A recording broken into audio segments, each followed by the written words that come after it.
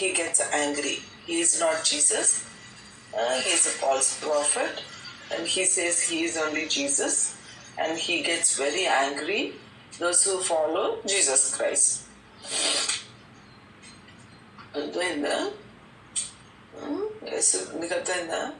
యేసు ప్రభువు యూదులు ఏం చేస్తారంటే ఇప్పటికీ కూడా యేసు ప్రభు ఇంకా పుట్టలేదు, యేసు ప్రభు పుడతాడు అనేది యూదుల యొక్క సిద్ధాంతం. సో ఈ పౌలు గారు కూడా ఆయన యూదా మతానికి చెందిన ఆయన, అందుకని ఆయన కూడా వినాలి. ఆయన కూడా 10 కమాండ్మెంట్స్ 10 ఆజ్ఞల ప్రకారం ధర్మశాస్త్రం ఏం చెప్పిందో, ఓల్డ్ టెస్ట్మెంట్లో ఏమేమి, న్యూ టెస్ట్మెంట్లో అండ్ ఓల్డ్ టెస్ట్మెంట్లో చాలా కఠినంగా ఉంటుంది.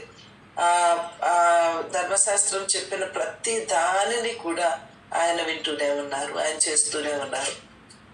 అట్లా ఆయన ఉంటూ ఆ టైంలో యేసు ప్రభువుని వెంబడించే వాళ్ళందరినీ చంపేస్తూ ఉంటాడు అనమాట. రే దేవుడు కాని వాళ్ళ దేవుడు అంటారా, మన దేవుడు ఇంకా పుట్టలేదురా, యేసు ప్రభు వస్తాడురా, యేసు ప్రభు పుడతాడురా అని చెప్పేసి యేసు ప్రభుని వెంబడించిన ప్రతి ఒక్కరిని ఏం చేస్తా ఉన్నారంటే హీఈస్ కిల్లింగ్, భయంకరంగా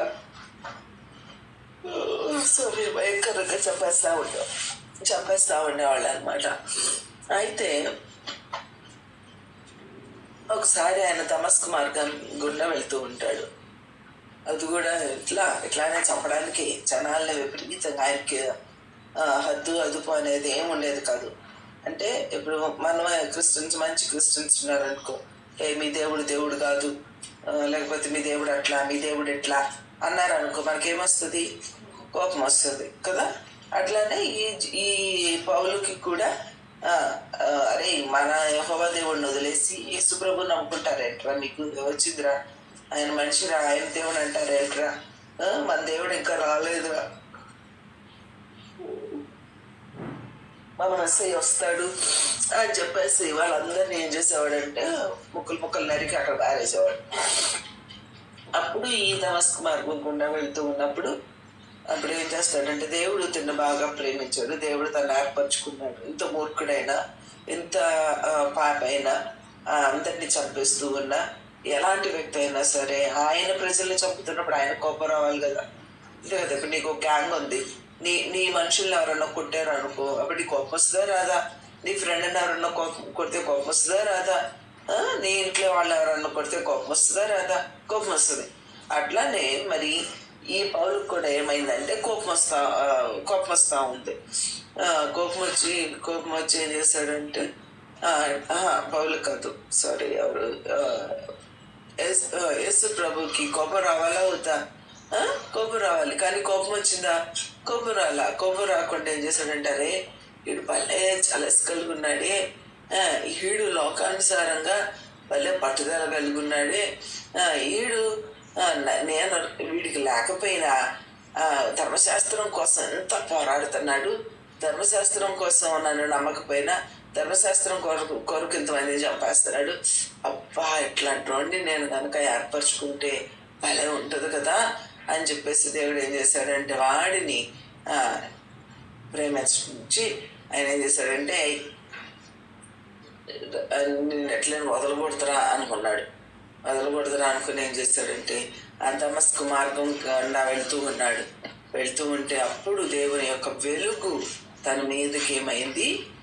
ప్రకాశించింది. అలా ఇప్పుడు చూడాలి, ఇద్దరు మొహాల మీద లైట్ పడుతుంది. మనకు కనిపిస్తుందా లేదా ఇద్దరు మొహాల మీద లైట్ పడుతుందని? కనిపిస్తుందా? అట్లానే ఆ వెలుగు మన మీద పడినప్పుడు కొన్నిసార్లు వాచ్ ఇట్లా కూర్చుంటాం, మనకు తెలియదు, మనం చేయగలిపినప్పుడల్లా ఈ వాచ్ ఎవరో కంట్లో ఏమవుతుంది, బ్లింక్ అవుతా ఉంటుంది కదా. అప్పుడు మనకు అర్థమవుతుంది ఏంటంటే ఆ లైట్ అనేది మన మీద పడుతుంది అనేది మనకి అర్థమవుతుంది. సో ఇట్లా ఆ లైట్ అనేది వాళ్ళ ముఖం మీద పడడం ఎలా తెలుస్తుందో, మరి ఈ యొక్క పౌలు గారికి కూడా లైట్ వచ్చేస్తే ఫోకస్ తన మీదకి పడింది. తన మీదకి ఎప్పుడైతే ఆ లైట్ పడిందో, ఆ లైట్ తన మొహం మీద అలా పడడమే తను ఫస్ట్ టైం ఏమైపోయాడు? చదువమ్మా. ఆకాశము నుండి ఒక వెలుగు అతని చుట్టూ ప్రకాశించెను. అప్పుడు అతను నేల మీద పడి, సౌలా సౌలా నువ్వేళ నన్ను హింసించుచున్నావు అనే స్వరమును తను ఏం చేశాడు, విన్నాడు. సో తన మీదకి వెలుగు వచ్చింది. ఆ వెలుగు వల్ల తను కింద పడిపోయాడు. తను బ్లైండ్ అయిపోయాడు. తను కింద పడిపోయాడు. కింద పడిపోయినప్పుడు తనకు ఒక స్వరం వినిపిస్తూ ఉంది. ఏమని స్వరం వినిపిస్తూ ఉంది? సౌలా సౌలా ఎందుకు నన్ను హింసిస్తున్నావు? వర్షం వినాలి. సౌలా సౌలా నువ్వు నన్ను ఎందుకు హింసిస్తున్నావు? చెప్పిన ఫ్రెండ్స్ చెప్పమ్మా. అపోస్తుల కార్యాలు 9వ అధ్యాయం. 9 అపోస్తుల కార్యాలు 9:3.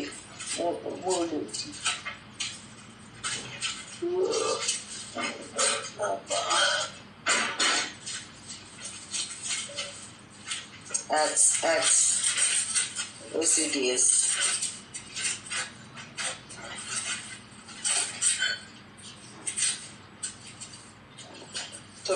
9th verse, 9th chapter 1/3 onwards. Okay. So తనకి ఎప్పుడైతే ఆ వెలుగు తన మీద ప్రకాశించిందో అప్పుడు తన మీద ఏమైంది, తనకు కింద పడిపోవడం.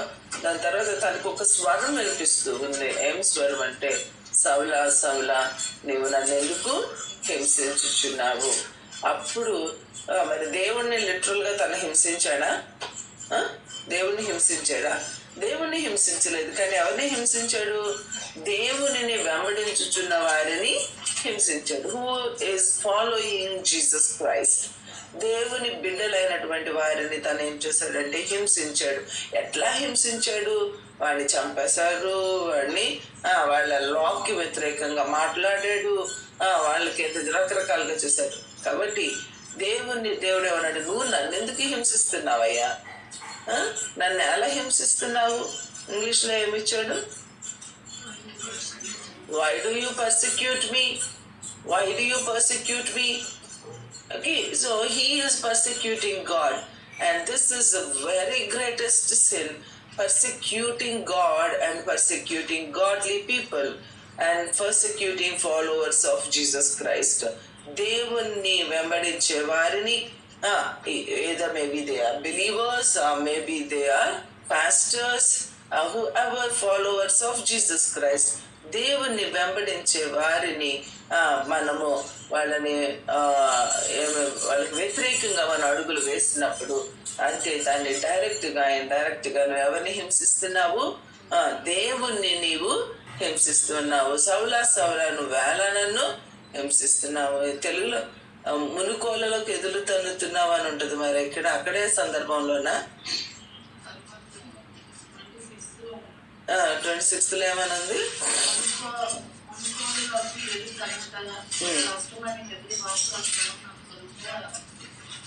తనకు ఇంకొక స్వరం కూడా వినిపిస్తుంది. ఏమని? మునికోలలకు ఎదురు తంతూ ఉన్నావు అంటే దేవుని యొక్క వాక్యానికి, లేకపోతే ఆ రూట్స్కి, అదే సిద్ధాంతానికి, ఆ రూట్స్కి నువ్వు ఎదురు తిరిగే అంత గొప్పడు అయిపోయావా? ఎందుకు నాకంత ఎదురు తిరుగుతున్నావు నువ్వు అని చెప్పేసి దేవుడు ఇక్కడ పౌలుతో స్పష్టంగా క్లియర్గా మాట్లాడుతూ ఉన్నాడు. కాబట్టి మనం ఒకసారి జ్ఞాపకం చేసుకోవాలి. మునికోలలకు ఎదురు తలుతూ ఉన్నావా? సౌలా సౌలా నువ్వు నాకు ఎందుకు ఎదురు తిరుగుతా ఉన్నావు? మంచినండి నాన్న, నాకు ఎందుకు ఎదురు తిరుగుతున్నావు అని చెప్పేసి ఇక్కడ క్లియర్గా దేవుని యొక్క మాటలు తనకు వినిపిస్తూ ఉన్నాయి. అలానే మనం కూడా దేవుని యొక్క ఆజ్ఞలకు, దేవుని యొక్క మాటలకు, దేవుని యొక్క చిత్తానికి, దేవుని యొక్క విల్లుకి, దేవుని యొక్క చట్టానికి, అంటే ఆయన యొక్క మాటలన్నిటికీ మనం ఎదురు తిరుగుతున్న వారిగా కనపడుతూ ఉంటాము. అలానే దేవుని బిడ్డలైనటువంటి వారికి ఎదురు తిరుగుతూ ఉన్నట్లుగా కనపడతాము.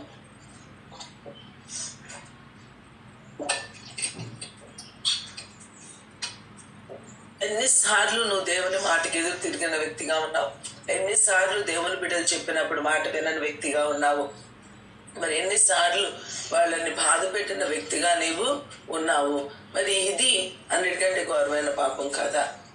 దేవుడు నన్ను ఎందుకు హింసిస్తున్నావు? అందుకని ఇంకొక చోటు ఉంటుంది, పరిశుద్ధ ఆత్మను మనం ఏం చేయకూడదట, దుఃఖపెట్టకూడదు. ఎఫెసీలోనో ఫిలిప్పీన్లోనో అక్కడ ఉంటుంది, పరిశుద్ధాత్మను దుఃఖపరచకుడి. దేవునికి వ్యతిరేకంగా మాట్లాడడం. You should not dare to talk bad about God. ఏం చేశాడేంటి దేవుడు నాకు? How dare you speak those words? No, దేవునికి వ్యతిరేకంగా నువ్వు మాట్లాడకూడదు. దేవుని బిడ్డలు ఏం చేశారు? వాళ్ళు నాకు ఏం చేశారు? ఏం చేశారు? అసలు ఏం చెయ్యాలి? ఫస్ట్ థింగ్, అసలు ఏం చేశారు అనే క్వశ్చన్ మనకు రావడం అది చాలా ఫూలిష్నెస్. కాబట్టి దేవుని బిడ్డలు వాళ్ళు దయ చూపించడమే, వాళ్ళు మన కొరకు ప్రార్థన చేయడమే, మనకి దేవుని సువార్తను ప్రకటించడమే అది చాలా గొప్ప. దేవుని సువార్త ప్రకటించు వాని పాదములు అవి సుందరములు. దేవుని సువార్త ప్రకటించు వాని పాదములు సుందరములు. దేవుని సువార్త మనకి ప్రకటిస్తున్నారు అంటేనే that is itself a great thing they are doing to you. సత్యాన్ని ప్రకటించేవారు ఎవరు? సువార్తను ప్రకటించేవారు ఎవరు? ట్రూత్ని చెప్పేవారు ఎవరు? వాళ్ళు ఆ మాత్రం అది చెప్తున్నారు అంటే అసలు ఈ లోకంలో ఉన్న వాటి అన్నిటికంటే గొప్పది, విలువైనది మీకు ఇస్తున్నారు అని దాని యొక్క అర్థం. అలాంటిది మనం ఎన్నిసార్లు దేవుని బిడ్డలకి వ్యతిరేకంగా మనం మాట్లాడుతూ ఉంటాము. వాళ్ళు చేసే ఆలోచనలు, వాళ్ళు చేసే విధానాలు మనకి ఎంత తప్పుగా అనిపిస్తూ ఉంటాయి. It's very very very wrong. కాబట్టి దేవునికి వ్యతిరేకంగా నువ్వు ఆలోచిస్తుంది. I never dare to talk one word negative about my spiritual parents as well as my earthly parents. నేను ఎప్పుడు ఐ నెవర్ డేర్. ఎంత బాధైనా కానీ కుమిలిపోతాను తప్ప వాళ్ళు ఎందుకు అలా మాట్లాడుతున్నారు అని నేను అనుకోను. It's right, let them speak అని అనుకుంటాను నేను. అర్థమవుతుందా? అంతేగాని వాళ్ళు ఎందుకు ఇలా మాట్లాడాలి, వాళ్ళు అలా మాట్లాడితే నాకు కోపం రావడం కానీ, వాళ్ళు అలా మాట్లాడితే నేను వాళ్ళని వ్యతిరేకంగా నా మనసులో అనుకోవడం కానీ ఇప్పటివరకు ఎప్పుడు జరగలేదండి. ఇప్పటివరకు ఎప్పుడు జరగలే. బాధపడడం, ఏడవడం తప్ప నేను వాళ్ళని ఎప్పుడు ఒక్క మాట కూడా I never thought bad about them. అర్థమవుతుందా?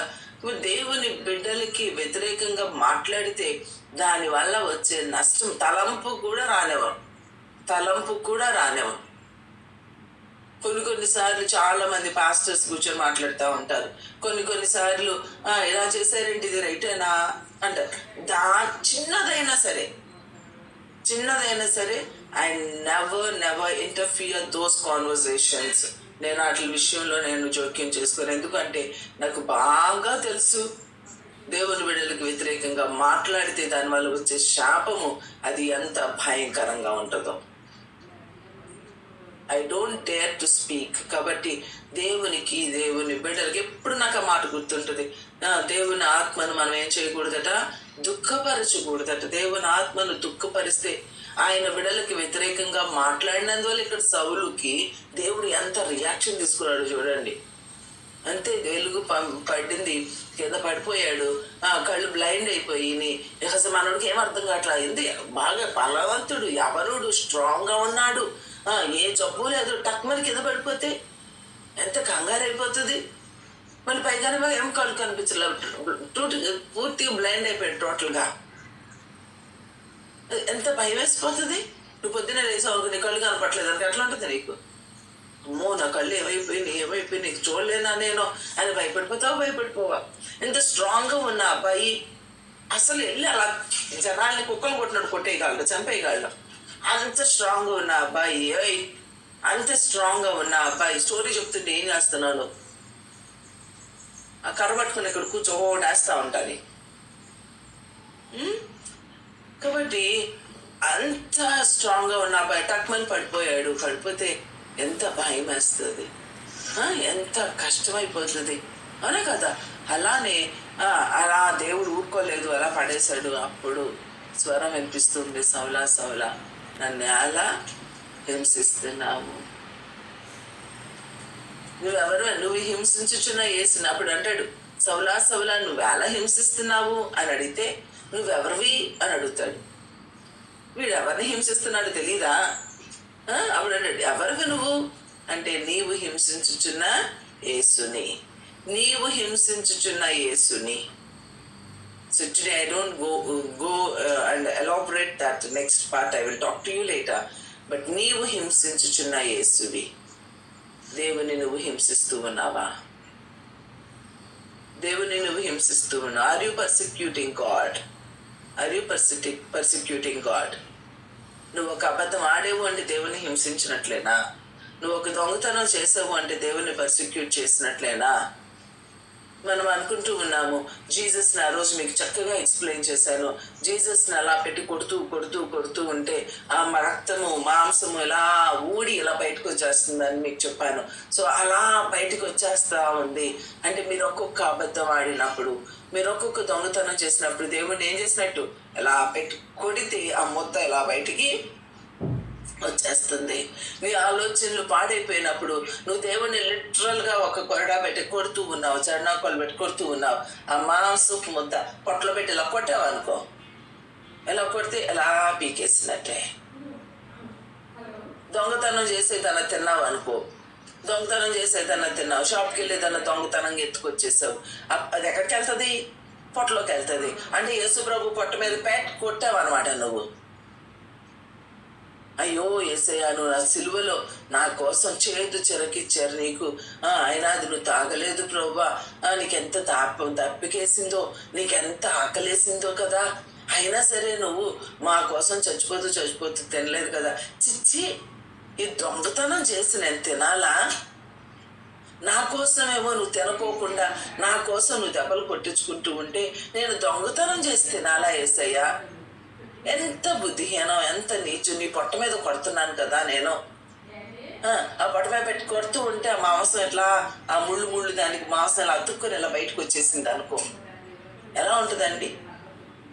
ఎలా ఉంటుంది? అంతగా నువ్వు హింసిస్తూ ఉన్నావే. అలాంటి ఒక చెడ్డ ఆలోచన, నీ ఆలోచనలు అన్నిటికీ ఆయనకి ఏం పెట్టారండి నెత్తి మీద? ఆలోచనలు ఎక్కడి నుంచి వస్తాయి చెప్పాలి? ఆలోచనలు ఎక్కడి నుంచి వస్తాయి? ఏం పెట్టారు ఆయనకి? ముళ్ళ కిరీటం పెట్టుకోగలరా? పూల కిరీటం పెట్టుకుంటే అది చూపించు, అక్కడ అది చూపించరా కిరీటం అని పక్కన ఉందా? ఆ పూల కిరీటం పెట్టారనుకో ఎలా ఉంటుంది? బాగుంటుంది. దాని చుట్టూ ముళ్ళు పెట్టేసి దాన్ని ఎత్తిమే పెట్టేసి నీకు గట్టిగా ఇలా పెట్టి నొక్కుతున్నారు అనుకో, ఎట్లా ఉంటుంది నీకు? అదే ముళ్ళుగా ఉన్న అన్ని ఆలోచనలు నీకు, అవునా కదా? ఆ ఆలోచనలు పెట్టి యేసయ్య నేను అలా నొక్కేస్తూ ఉన్నావే. అలా అసలు ఈ పార్ట్ ఎంత సెన్సిటివ్గా ఉంటుందండి. అక్కడి నుంచి రక్తం అలా కారిపోతూ ఉండంటే, యువర్ బ్యాడ్ థాట్స్కి దేవుని నేను అలా నొక్కి పారేస్తున్నావే. వాళ్ళు ఎప్పుడో నొక్కి చంపేశారు అనుకుంటున్నావు. ఎన్ని రోజులు, ప్రతిరోజు నీకు బ్యాడ్ థాట్సే కదా. ప్రతిరోజుకు ఒక ముళ్ళు కిరీటం పెట్టి ఆయన నొక్కేస్తున్నావు కదా. రోజు మొత్తంలో నీకు ఎన్ని చెడ్డ ఆలోచనలు వస్తున్నాయి. రోజుకు ఒక ముళ్ళ కిరీటం పెట్టి నువ్వు నొక్కి, నేను నొక్కి, ఆ పిల్లలు నొక్కి, ఇక్కడ ఉన్న వాళ్ళు అందరూ పడేసి నొక్కుతా ఉంటుంటే హౌ హీఈస్ బేరింగ్, ఆయన బాధ ఎంతో ఒక్కసారి ఆలోచించు. How difficult for him to bear it. అట్లా ఈ కోట్ల ప్రజలు ఆయన్ని పడేసి కొడుతూ ఉంటే, నొక్కుతూ ఉంటే, ఈ రోజుకి ఆయన చిత్రహింస ఏం చేస్తున్నారు? పడుతూనే ఉన్నారే నీకోసం, ఆయన ఏడుస్తూనే ఉన్నారే నీకోసం. అలాంటి రక్తపు ముద్దలో చేతులు చాచి అమ్మా షారెన్ రామ్మా అని అంటున్నారే, నీ పేరు పెట్టి నిన్ను పిలుస్తున్నారే. But still you reject him. ఆయన ఇంకా వ్యతిరేకిస్తావా? ఆయన ఇంకా కొడతావా? అట్లీస్ట్ ఇంతమందిలో నువ్వు ఒక్కడవైనా సరే మారితే, నువ్వు ఒక్కదానివైనా మారితే, అట్లీస్ట్ నిన్ను చూసి ఆయన సంతోషపడతారా పడరా?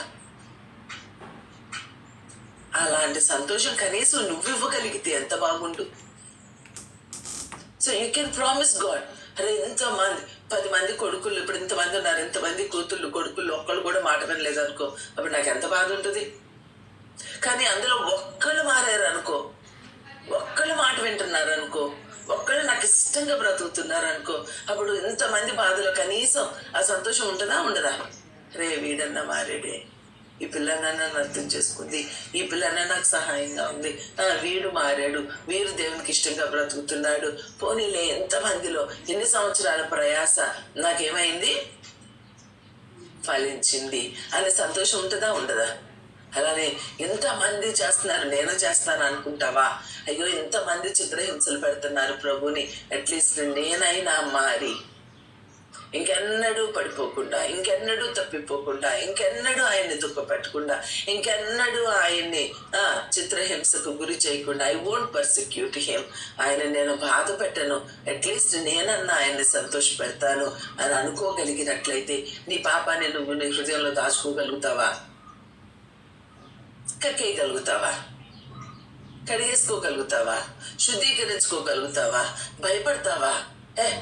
ఎవరన్నా చచ్చిపోయారనుకో, మీ అమ్మకు చాలా సీరియస్గా ఉందిరా, హాస్పిటల్లో ఉందన్నారు అనుకో, నైటీలో ఉన్నావు, బాత్రూంలో ఉన్నావు, ఎట్లా ఉన్నావో చూసుకుంటావా? చూసుకుంటావా? సిగ్గుపడతావా? అంతకుముందు షర్ట్ లేకుండా బయటకు రావాలంటే సిగ్గుపడే అబ్బాయిది, అర్థమవుతుందా? నైట్ డ్రెస్తో బయటకు రావాలంటే సిగ్గుపడే. కానీ మీ అమ్మకు చాలా సీరియస్గా ఉంది, అక్కడెక్కడ పడిపోయిందిరా అంటే ఏం చేస్తావు? బాత్రూంలో ఉంటే టవల్ కట్టుకొని సోపు కూడా కడుక్కోకుండా పరిగెత్తుకుంటా బయటకు వస్తావా? రావా? వచ్చేస్తాం.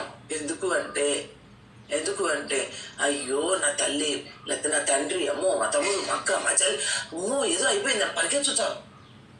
ఎన్ని పనులున్నా వదిలేసి ఏం చేస్తావు? పరిగెత్తుతావు. అట్లనే మరి దేవుని దగ్గరకు రావడానికి సిగ్గుపడాలా? మనం సిగ్గుపడాలా? నన్ను ఎలా చూస్తే మనుషులు ఏమైనా అనుకుంటారని సిగ్గుపడతావా? నేను ఎలా అని చెప్తే మనుషులు ఏమైనా అనుకుంటారని అసలు ఆలోచించే టైం ఉంటుందా మనకి? ఆలోచించే టైము ఉండదు. అలానే no need to think about anything, just అంతే. If you love God, at least if you decide that I want to please God అని డిసైడ్ అయితే ఏదైనా దేవుని కొరకు నువ్వు వదిలిపెట్టడానికి నువ్వు సిద్ధమే. ఒక తల్లిని అంతగా ప్రేమించినప్పుడు నీకు ప్రేమ తెలీదా? తెలుసు.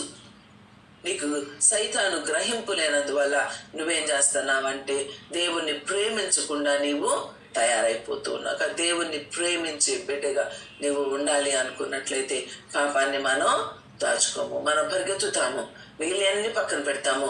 దేవా నువ్వు నాకు కావాలి కాబట్టి ఇంకా హింసించుచున్న యేసుని హింసించుచున్న నీవుగానే ఉంటావా? హింసించుచున్న, మీ పేరు పెట్టుకోండి, హింసించుచున్న లియోగానే ఉంటావా? హింసించుచున్న మనోజ్గానే ఉంటావా? హింసించుచున్న ఇంకెవరో పేర్లు పెట్టుకోండి, హింసించుచున్న వ్యక్తిగానే నువ్వు ఉంటావా? లేదు, ఈ దినము నీవు పశ్చాత్తాపడి నీ పాపాలు ఒప్పుకొని నేనెప్పుడు దేవుని బిడ్డలను హింసించను, దేవుని హింసించను, నా మాట, నా ప్రవర్తన, నా క్రియ, నా చూపు ద్వారా నేనేం చేస్తాను? దేవుణ్ణి ప్రేమిస్తాను. ఈ చేతులతో చేసిన పాపాలకి ఆయనకి ఏం కొట్టారు? మేకులు కొట్టారు. నీ కాళ్ళతో నువ్వు వెళ్ళకూడని వెళ్ళిన ప్రదేశాలకి ఆయన కాళ్ళకి మేకులు కొట్టారు. నీ కాళ్ళకి మేకులు కొట్టాలి. నీ పక్క నీ బల్లెములో పోటు పొడవాలి. నీ యొక్క తల మీద ముళ్ళ కిరీటం పెట్టాలి. నీకు చెయ్యాలి ఇదంతా, కానీ ఆయన భరించారు నీ కోసం. కాబట్టి పిల్లలారా మీరు ఒక్కసారి జ్ఞాపకం చేసుకొని, అయ్యో నా శిక్ష నువ్వు భరించావా? సారీ డాడీ, నేను ఇంకెప్పుడు నీకు అట్లా వ్యతిరేకంగా చేయను, నాకు తెలియక నేను ఇవన్నీ చేశాను, నాకు ఇప్పుడు మీరు చెప్పారు కనుక నేను హింసించుచున్నాను. పౌలు కూడా అప్పుడు తర్వాత మారతాడు. తర్వాత తను అయ్యో ఇంత విలువైన దేవుణ్ణి నేను ఇలా చిత్రహింసలు పెట్టానా అని అప్పుడు పశ్చాత్తాపడతాడు. ఇక ఆ తర్వాత దేవుని కొరకు ఎలా బ్రతుకుతాడంటే అబ్బబ్బబ్బా ఆయన బ్రతికే ఆశ్చర్యంగా ఉంటది. యేసు ప్రభు తర్వాత పౌలు గారికి ఘనత మహిమ వచ్చే అంత భక్తి చేశాడు. కాబట్టి నిజంగా నువ్వు మారితే ఆ పౌలు గారు లాగా ఎలా ఉంటావు? దేవుని కొరకు ఏదైనా చేయడానికి అందుకే అంటే బ్రతుకుట క్రీస్తు, చావైతే అది చచ్చిపోయినా చచ్చిపోతాను. ఇప్పుడు కొంతమంది ఉంటారు చచ్చిపోయినా పర్లేదు, నన్ను రక్షించబడిన వారిని ఆ సహవాసాన్ని నేను వదలను. నా ప్రాణం ఆ సహవాసానికి ఇస్తాను. నా ప్రాణం దేవుని కొరకు ఇస్తాను. నేను మాత్రం మౌనంగా ఉండను. చూడండి, మారిన తరువాత ఆ ఉన్న జలస్నెస్, మారకు ముందు ఉన్న దానికంటే నిజమైన దాన్ని పట్టుకున్నాక జలస్నెస్ అనేది ఎక్కువగా ఉంది. కొంతమంది ఏం చేస్తారంటే పాపంలో ఉన్నప్పుడు జలస్నెస్ కలుగుంటారు, పాపంలో నుంచి దేవునిలోకి వచ్చాక సప్పు పడిపోతారు. దానికి మించి నువ్వు ఇక్కడ ప్రయాసపడతావు అని దేవుడు నిన్ను ఎన్నుకున్నాడు, నిన్ను కోరుకున్నాడు. అది సౌలు గ్రహించాడు కనుక తను ఏం చేస్తాడంటే చాలా మంచి సౌలు అన్నా పౌలు అన్నా ఒకటే. ఓకే, కాబట్టి అలాంటి వ్యక్తిగా నిన్ను దేవుడు చేయాలని ఆశిస్తూ ఉన్నాడు. మరి నువ్వు లోబడినట్లయితే, నువ్వు ప్రభువుకు సమర్పించుకున్నట్లయితే, నువ్వు గ్రహించినట్లయితే ఆ సిలువను ఒక్కసారి జ్ఞాపకం చేసుకో. ఆ సిలువలో ఒక్కొక్క పనిష్మెంటు అది నీ కొరకే చేశారు, నువ్వే ఆ పని చేశావు, అది నీ కొరకే చేశారు. నువ్వు పడవలసినటువంటి బాధ ఆయన పడ్డారు అని జ్ఞాపకం చేసుకొని, మరి నువ్వు పడవలసిన దెబ్బలు ఆయన తిన్నప్పుడు అది చూసి నువ్వు ఎంత దుఃఖపడాలో, నువ్వు ఎంత ఆయన చెంతకు చేరాలో, ఆయన ఎంత ప్రేమించాలో ఒకసారి ఆలోచన చేసుకున్నట్లయితే నీవు లోకంలో నుంచి బయటకు రావడం అది నీకు తేలిక. ప్రార్థన చేసుకుందాం.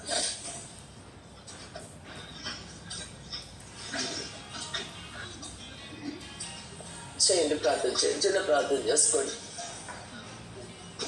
ఇప్పుడు ఈ హృదయం విప్పి మనసు ఇప్పి ఒక చిన్న ప్రార్థన చేస్తావా? లేదా వెళ్ళిపోండి, ఒకసారి మీ రూమ్స్లోకి, టెరిటరీస్లోకి వెళ్ళిపోండి. తర్వాత పంచాయతీ కానీ ఒక ½ అవర్ ప్రే చేసుకోండి. నేను అన్నీ కూడా వస్తాను.